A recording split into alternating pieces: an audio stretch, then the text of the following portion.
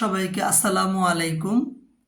আলোচনা করব বনি ইসরাইল, ইসরায়েল ও ইহুদি জাতির ইতিহাস।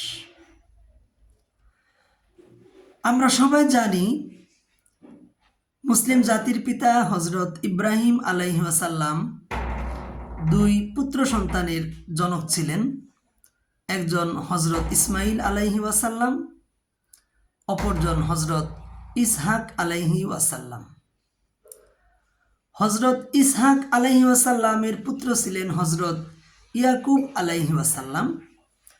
তারই আরেক নাম ছিল ইসরাইল। ইয়াকুব আলাইহি ওয়াসাল্লাম এর এই বংশকেই আল্লাহ তাআলা বনি ইসরাইল নামে সম্বোধন করেছেন। হজরত ইয়াকুব আলাইহি ওয়াসাল্লাম এর 12 সন্তানের মধ্যে একজনের নাম ছিল ইয়াহুদা।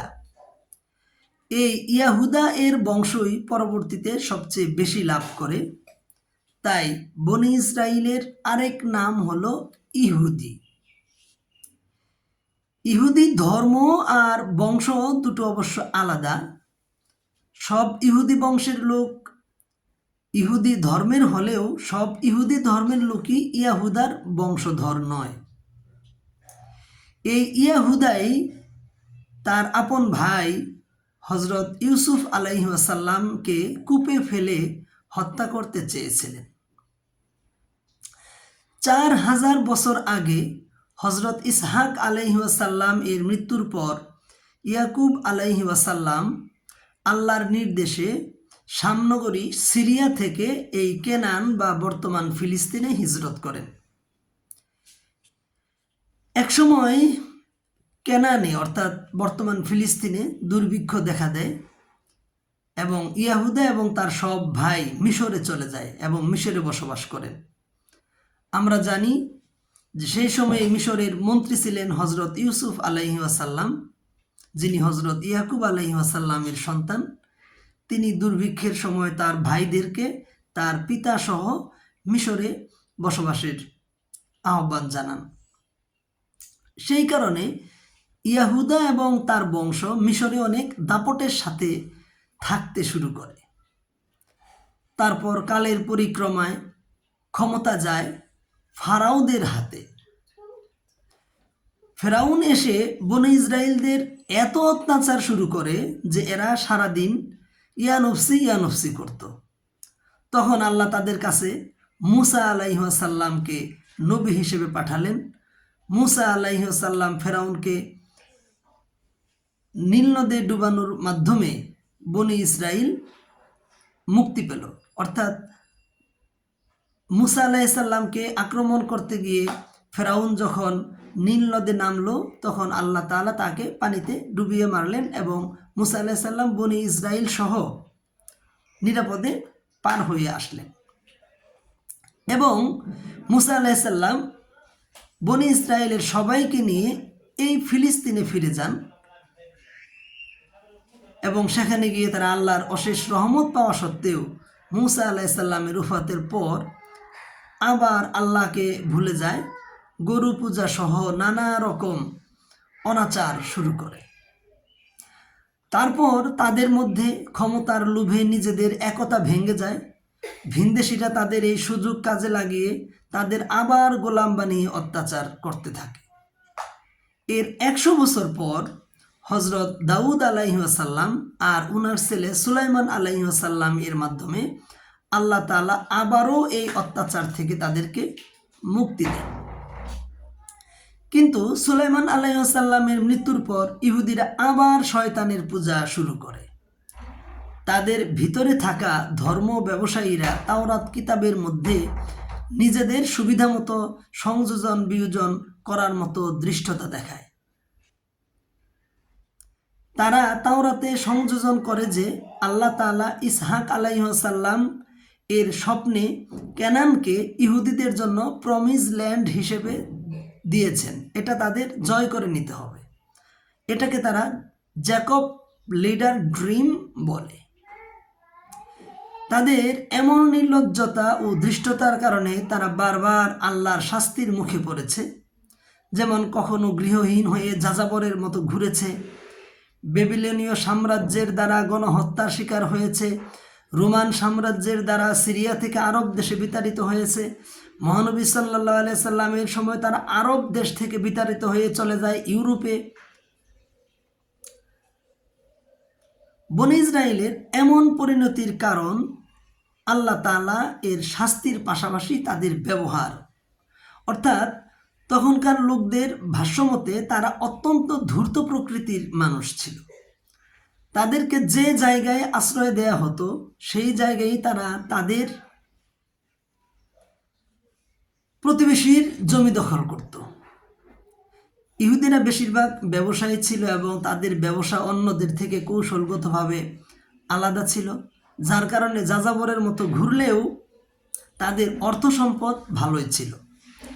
সেই অর্থ সম্পদের দাপট দেখিয়ে তারা সেই সব এলাকার স্থানীয় লোকদের উপরই ছড়ি ঘুরাত। তাই তারা সেই সব এলাকার রাজা ও বাসিন্দাদের দ্বারা বারবার বিতাড়িত হতো।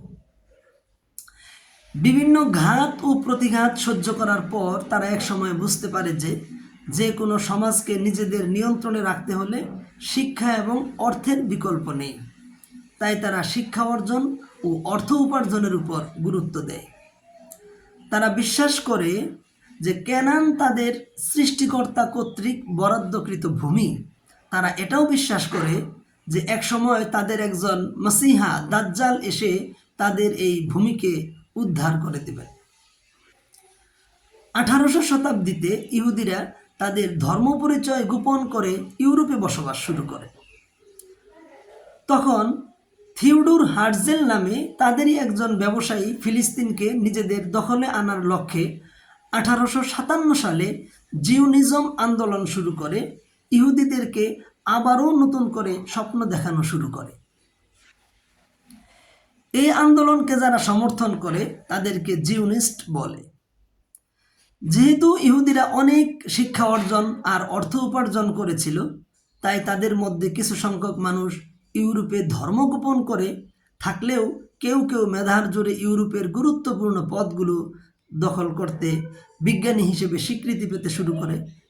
তখন তারা শুধুমাত্র পদ দখল করেই থেমে থাকেনি, সেই সাথে নিজেদের একটা রাষ্ট্র গঠনেও প্রচুর সমর্থন সংগ্রহ করার প্রচেষ্টা চালাতে থাকে। তখন ইউরোপের সর্বোচ্চ পর্যায় থেকে সিদ্ধান্ত নেওয়া হয়েছিল তাদেরকে আফ্রিকার উগান্ডায় থাকার ব্যবস্থা করে দেওয়া হবে। ঠিক এমন সময় শুরু হয় প্রথম বিশ্বযুদ্ধ। প্রথম বিশ্বযুদ্ধের আগে যুক্তরাজ্য নিজেদের অস্ত্র সংরক্ষণের জন্য এক ধরনের গ্লিসারিন ব্যবহার করত, যেটা আসতো জার্মানি থেকে।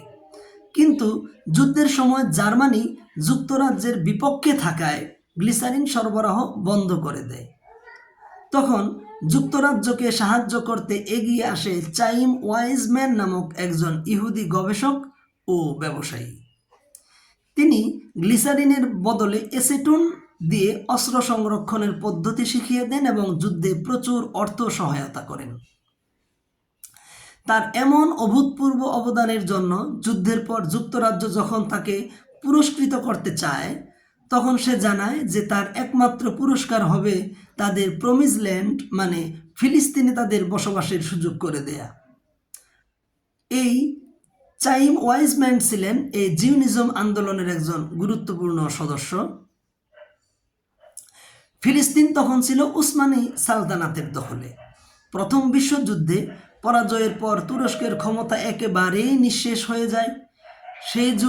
সেই সুযোগে ধাপে ধাপে ইহুদিরা ফিলিস্তিনে প্রবেশ করতে থাকে।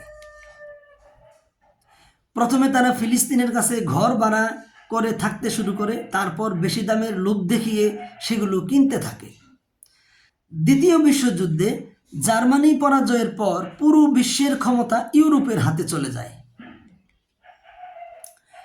ইহুদিরা তখন স্থানীয় ফিলিস্তিনিদেরকে অত্যাচার জোর জবরদস্তি করা শুরু করলে ফিলিস্তিনিরা প্রতিবাদ করে। তখন ইউরোপ থেকে ঘোষণা আসে পুরো ফিলিস্তিনের 55 থাকবে ইহুদিদের দখলে আর বাকি 45 হবে ইহুদিদের। অর্থাৎ 6 লাখ ইহুদিদের জন্য 45%, আর 12 কোটি ফিলিস্তিনের জন্য মাত্র 55% জায়গা। জাতিসংঘ থেকে স্বীকৃতি পাওয়ার পর ইহুদিরা ইসরায়েল রাষ্ট্র প্রতিষ্ঠা করে। নবগঠিত এই রাষ্ট্রের প্রেসিডেন্ট হয় চাইম ওয়াইজম্যান। ইসরায়েল রাষ্ট্র গঠন হওয়ার ঠিক 6 মিনিটের মধ্যে তাদের বন্ধু আমেরিকা তাদেরকে স্বীকৃতি প্রদান করে। আর এভাবেই যুক্তরাজ্য ও যুক্তরাষ্ট্রের প্রত্যক্ষ মদদে তারা ইয়াকুব আলাইহিসসালাম এর সাথে কেনানে আসা যাযাবর থেকে আজকের গাজাকে ধ্বংসকারী দানবে পরিণত হয়েছে। আর বিশ্বের সকল মুসলিম রাষ্ট্রপ্রধানেরা মুখে কুলুপ এঁটে চুপ করে বসে আছেন আর চোখে ঠুলি পরে সব কিছুকে না দেখার ভান করছেন। ধন্যবাদ।